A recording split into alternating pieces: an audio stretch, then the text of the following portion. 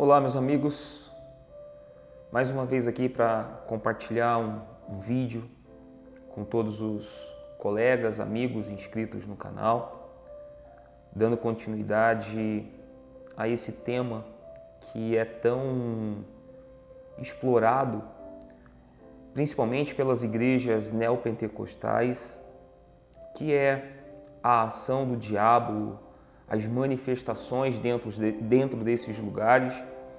E eu estive agora gravando com um amigo do canal Pregando as Escrituras, Caio Modesto, e ele me indagou, sobre as manifestações de diabo dentro da instituição universal. E eu ali dei a minha opinião, de acordo com aquilo que eu entendo dentro das Escrituras. Mas eu queria, neste vídeo, falar de uma forma um pouco mais aprofundada e mais extensa, porque lá foi um pouco superficial, porque ele estava me fazendo algumas perguntas. E o que eu coloquei, quando ele me indagou sobre a questão de ser verdadeira e perguntou se as pessoas recebiam para simular, no caso ali, a manifestação ou estarem incorporadas com o diabo ali, com o espírito do diabo, E eu disse para ele o seguinte: eu não acredito que alguém se sujeite a receber valores para fazer aquele tipo de teatro, embora vindo da instituição universal e das suas lideranças, eu não duvido de nada. Porém, entretanto, eu não acredito, Eu particularmente não acredito. Mas nem todas as manifestações, elas são verdadeiras. Vai parecer incoerente o que eu estou falando, mas eu vou falar de uma forma mais extensa, mais ampla para você entender. Porque eu acredito que seja verdade, mas acredito que nem todas sejam verdade. Quando você chega na instituição universal, e aí não só na universal, seja a denominação que for, seja a placa de igreja que for, existem pessoas que têm mais facilidade em aprender e absorver o ensino daquele lugar, e existem outras pessoas que têm mais dificuldade. Aí, por exemplo, na Universal, muitas vezes, aí eu vou trazer agora e falar da Universal. Na Universal, muitas vezes, houve uma reunião e ali o bispo ele pregou sobre um determinado assunto, falou sobre um determinado assunto, e a pessoa que está sentada no banco, muitas vezes, ela está tão preocupada com a necessidade dela, com o problema dela, com o convite que foi feito na televisão para o caso dela, que aquela mensagem daquela reunião específica na qual ela estava, ela não prestou atenção. E ela vai para um atendimento com o bispo ali, no caso, ou ela vai para o atendimento com o pastor quando finaliza a reunião. E aí, muitas vezes, ela não tem a atenção que ela gostaria. Nem sempre, Mas na maioria das vezes, ela não tem a atenção que ela gostaria. Então, quando ela está no atendimento ali, pós-final da reunião, o pastor que pregou, o bispo que pregou, fala para ela: poxa, mas eu falei sobre isso na reunião. A senhora não prestou atenção? O senhor não prestou atenção? Eu falei exatamente sobre isso. Então, pela necessidade da pessoa e por toda a ansiedade dela em querer resolver o problema, ela não presta atenção. Então essas pessoas, algumas delas, têm essa dificuldade de absorver aquilo que está sendo falado. E algumas dessas pessoas são pessoas que requerem uma atenção especial que a igreja ela não consegue dar. Ela até dá por um tempo. Ela dá na pessoa dos obreiros, em alguns pastores auxiliares. Ela até dá essa atenção ali para ela. Mas como é muito recorrente, é muito constante, essa solicitação de conversa, de estar conversando, que aí os obreiros começam a evitar determinadas pessoas. Os pastores começam a evitar determinadas pessoas. E o atendimento lá dos bispos e pastores, eles também já sabem quem é a pessoa e falam, não quero. E são essas pessoas que para ter essa atenção, que acabam simulando esta manifestação, justamente para ter essa atenção, né? E aí, quando ela procura chamar atenção, qual é a forma que ela vai chamar atenção? É justamente nesse sentido. Ela vai dar um grito na hora da reunião, na hora da oração forte ali que tem, ela vai dar um jeito de imitar aquelas pessoas que estão manifestadas com entidades, com espíritos, mas que, na minha opinião, diante da palavra de Deus, do Evangelho, não é a forma de se libertar as pessoas que são cativas, que são oprimidas pelo diabo. Pessoas que são mais, eu não vou falar que são mais fracas, mas que têm mais essa sensibilidade à atuação e manifestação desses espíritos, né? Por quê? Então, essas pessoas, na hora do movimento ali, da reunião, do culto ali, né? Ou do momento de libertação, que é preparado o ambiente sonoro, então há uma diferenciação no som ambiente. É um som mais grave, né? Um som mais sombrio, mais pesado, justamente para induzir a manifestação.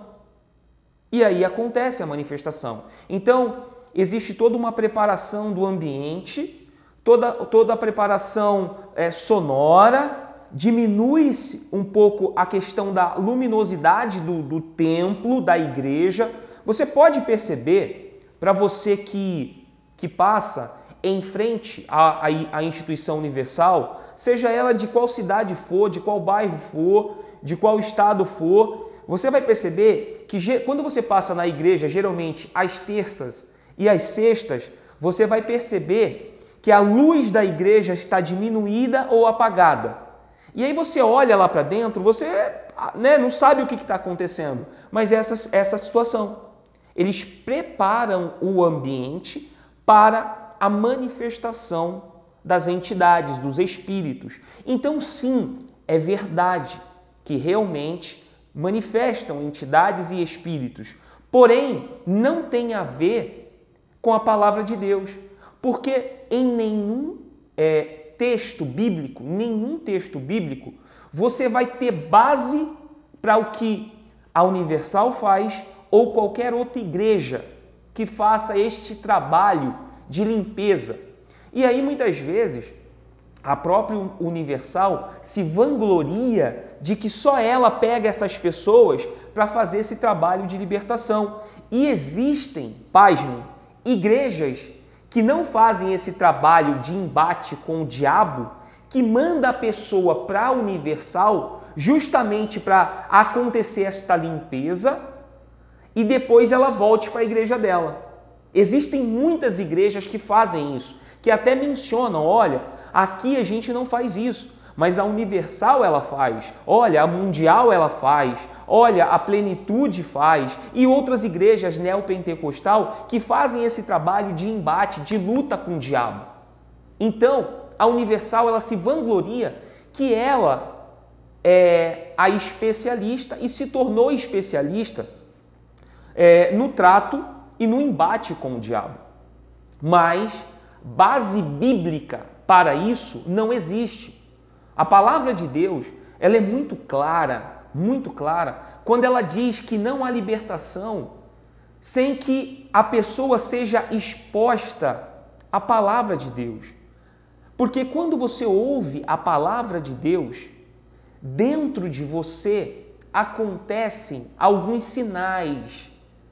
Você vai quebrando o orgulho, vai quebrando o preconceito e vai entendendo a mensagem da cruz, vai entendendo o porquê Deus mandou Jesus para morrer por nossos pecados. E aquela mensagem do Evangelho, a mensagem da palavra de Deus, vai nos trazendo esse embate agora dentro de nós sobre a vida e sobre as escolhas que nós fazemos com relação às escolhas do pecado.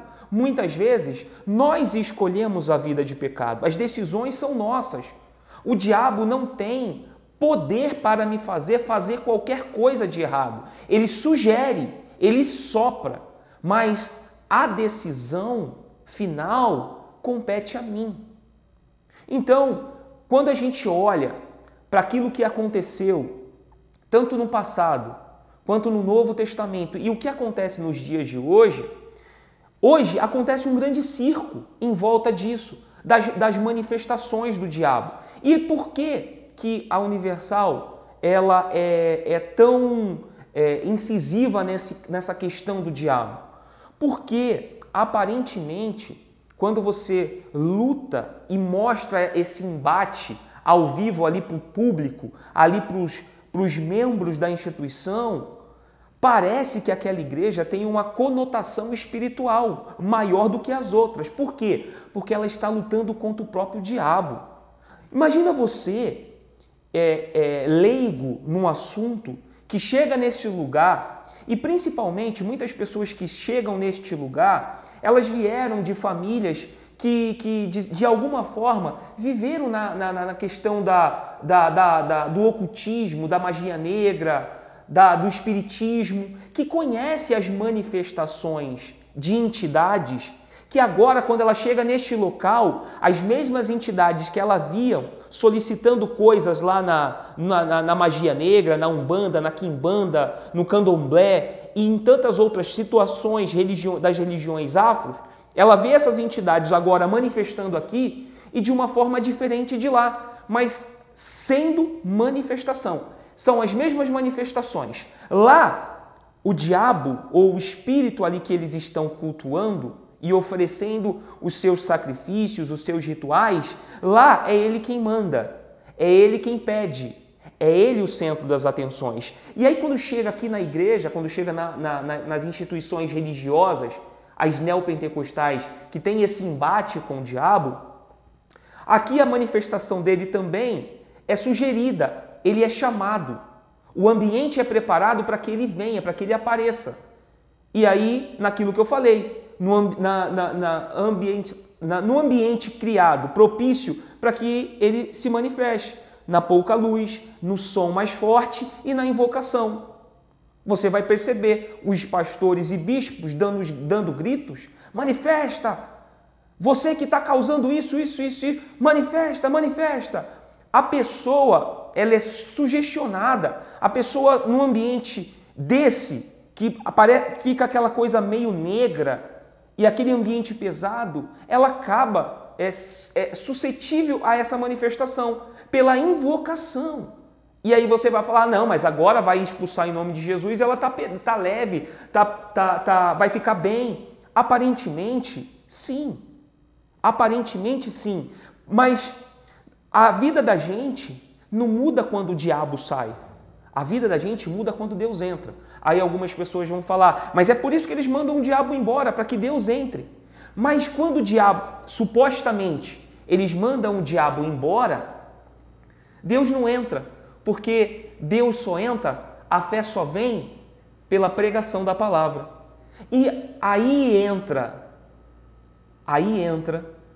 a minha indignação hoje, e aí entra a criação do meu canal justamente para dizer que aí a Universal faz um desserviço ao Evangelho. Por quê? Supostamente eles mandaram o diabo embora, eles mandam o diabo embora, só que eles não colocam Deus, porque o ensino deles é errado. Porque a doutrina, a teologia e tudo que eles ensinam é errado. Não tem base bíblica para aquilo que eles fazem, para a libertação, para os cultos de libertação, seja pela passagem pelo manto vermelho, pelo vale de sal, que o diabo não vai resistir, como se o sal tivesse algum poder sobrenatural de fazer alguma coisa. Quando a Bíblia fala que nós devemos ser o sal da terra e ser luz no mundo, a referência sobre o sal é que o sal, aonde ele chega, ele causa transformação, ele altera o sabor. E quando esse sal se torna insípido, sem sabor, ele de nada mais serve.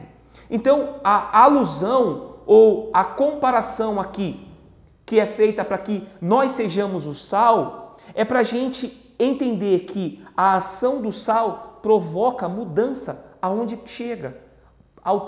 No caso do sal, altera o sabor. No caso de nós cristãos, nós não somos moldados a esse sistema. Nós não somos coniventes mais ou somos mais escravos do pecado. É essa alusão que é feita com relação ao sal. E a luz a mesma coisa. Um lugar escuro, a gente vai tatear. E aí todo mundo é igual. Mas quando se acende a luz, é diferente. O sermos luz é exatamente isso. Quando a gente chega num ambiente familiar, amigos, empresa onde a gente trabalha, nos lugares que a gente trabalha, a nossa vida tem que brilhar de tal forma que as pessoas vejam Cristo na vida da gente. Então, eles pegam tudo isso, eles fazem uma salada e aqui misturam tudo. Eles misturam os elementos, os elementos dos centros de macumba, de magia negra, do espiritismo e trazem para dentro da igreja, agora dando uma conotação espiritual. Veja isso na roupa dos pastores e bispos, que se vestem iguais aos pais de santo.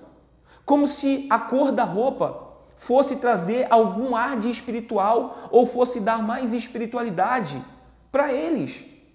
Então, não existe base para isso. Pessoal, se você é da Universal e se sujeita a isso, é um direito seu. É um direito seu, mas não tem respaldo aqui, nas Escrituras para tais coisas. Não existe respaldo bíblico para isso. E aí, Paulo fala, ainda que um anjo desça do céu, hoje, nos dias de hoje, com uma nova revelação, seja anátema, é maldito, rejeite qualquer coisa que seja falado. Existem pessoas hoje que vêm, olha, Deus disse para mim em sonhos, em revelação, que é isso.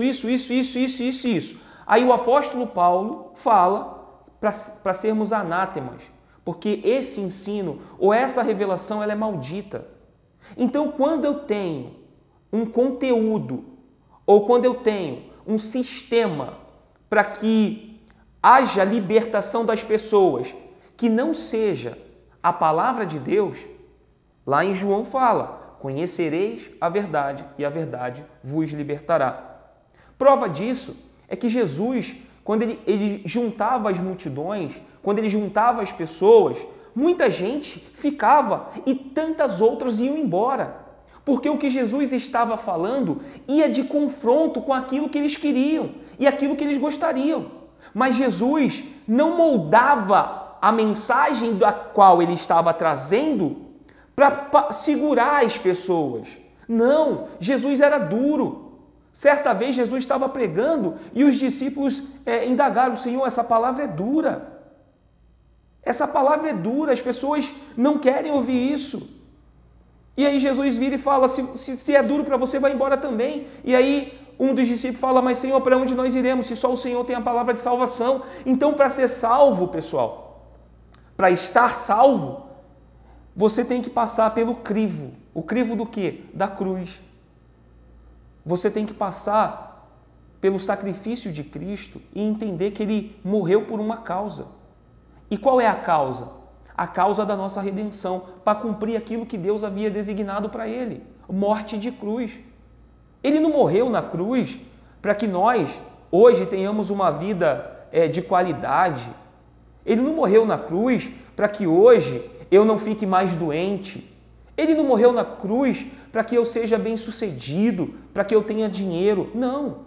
A morte dele foi para pagar um preço que nós não conseguiríamos pagar. A morte de cruz. E aí hoje, o que as pessoas fazem? Hoje, você veja que esse ensino de igrejas ou de instituições como a Universal, ele é tão danoso, que você vai perceber uma coisa. Eu vou falar uma coisa aqui para vocês. Jesus, lá em Mateus, disse: se você quiser vir após mim, negue-se, tome a sua cruz. Sacrifício. A cruz representa o sacrifício, morte. A cruz não é atrativa. A cruz, só quem morria na cruz eram os criminosos daquele tempo. Eram pessoas que tinham feito e cometido crimes brutais, crimes que eram passíveis de morte e de cruz.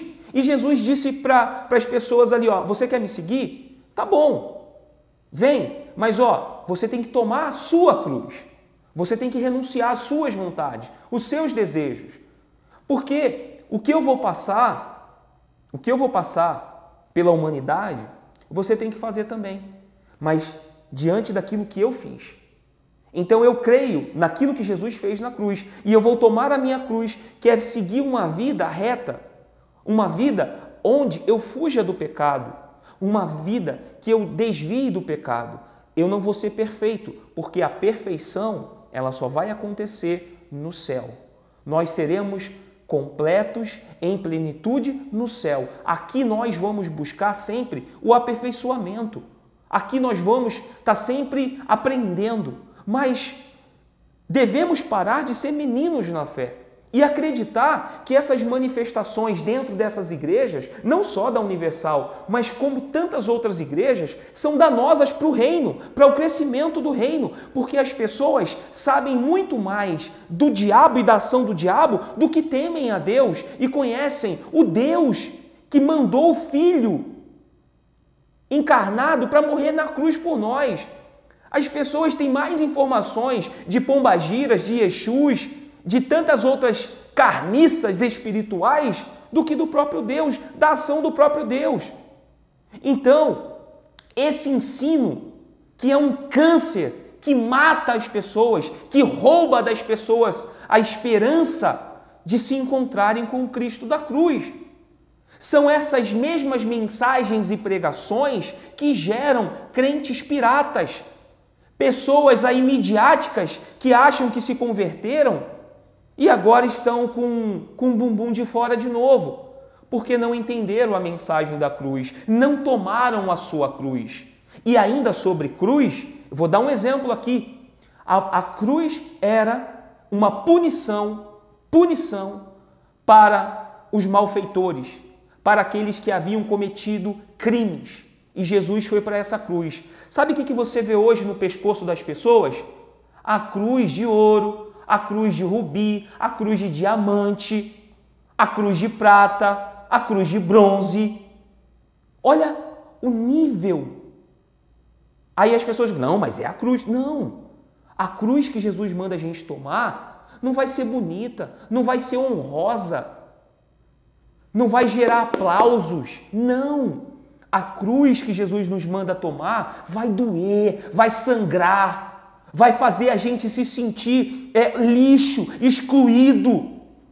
Essa é a cruz dele. A cruz que ele padeceu, a cruz que ele morreu, vai nos tirar o chão, o conforto, vai nos trazer esse embate de falar, isso é muito difícil, eu vou embora, eu não aguento essa palavra. Eu não quero isso, não é para mim, a cruz tem que te causar isso. E aí você falar, embora me cause toda essa dor, embora me cause toda essa situação, esse constrangimento, mas eu preciso dessa cruz, eu quero essa cruz, eu quero esse Jesus. Não esse Jesus utilitário, não esses lugares que colocam o diabo como seu arqui-inimigo. Não esses lugares que fazem do diabo e superestimam o diabo para que você tenha medo dele e se deixar de fazer alguma coisa para a igreja, esse diabo vai te pegar, Deus vai te punir. Que Deus é esse? Que Deus pequeno é esse que eles te vendem? Que Deus humanista é esse que te vendem para que você coloque um determinado valor de oferta dentro de um envelope, ainda que você venda a sua casa, seu carro, ainda que você faça tudo o que eles pedem? Que Deus é esse que você consegue surpreender com uma fé pequena? Que Deus é esse? Porque se você fizer tudo isso e você achar que você fez alguma coisa, lembre-se, aquilo que você deu veio de quem? Deus é dono de todas as coisas. Nós não podemos dar nada para Ele, porque tudo é dele. Ele tem o controle de todas as suas coisas na palma da mão. Mas nós limitamos a Deus, porque achamos que porque agora nós estamos lutando com o diabo dentro dos templos, dentro desses lugares, que agora somos super-homens da fé. Porque agora eu me tornei dizimista, uma heresia dizer que quem não é dizimista não pode ser salvo. Isso é uma heresia, heresia. A salvação não é pelo dízimo, a salvação não é pela oferta. A salvação é uma dádiva de Deus. Efésios 2:8. A salvação não é de vocês, eu dou para vocês, para que ninguém se glorie de obras. Eu dei a salvação, é uma dádiva de Deus, não pelo que vocês fazem, nem pelo que vocês são, mas pelo que meu filho fez naquela cruz. Vocês alcançaram redenção mediante a fé. Nem a fé para eu crer, nem a fé para eu crer no sacrifício de Jesus da cruz é minha, foi o próprio Deus que me deu. Aleluias por isso, glória a Deus por isso, glória a Deus, porque, pessoal, é difícil a gente ficar passional diante de tanta atrocidade que tem acontecido dentro desses templos. Os ensinos, as coisas que a gente vê nas redes sociais. Você quer mais prova de que a Universal, a instituição Universal é uma seita? Você quer mais provas? E pessoal, preste atenção, esse vídeo aqui ficou longo, mas que bom que ele ficou longo, porque se você chegou até aqui, é porque você tem interesse de verdade de mudar, você tem interesse de verdade de conhecer a Deus, de não ser mais escravo nas mãos desses lobos, desses bandidos da fé, que roubam a esperança das pessoas, que geram crentes mimados, crentes piratas, pessoas que não têm compromisso com a cruz, que não assumiram, que não tomaram a sua cruz para transformação de vida. Que transformação de vida? Caráter, personalidade. Você passa a ter misericórdia, compaixão daqueles que não podem te oferecer nada, ou pior, ou numa situação pior, daqueles que te prejudicaram. Você tem misericórdia e fala: Senhor, eu não estou com vontade de perdoar essa pessoa, ela me prejudicou, mas porque o Senhor me perdoou, mas porque a tua graça chegou em mim, porque eu amo ao Senhor, eu perdoo essa pessoa. Eu abro mão da vingança, eu abro mão, Senhor, e oro para que a tua graça e misericórdia chegue na vida dela. É isso que a cruz faz com a gente.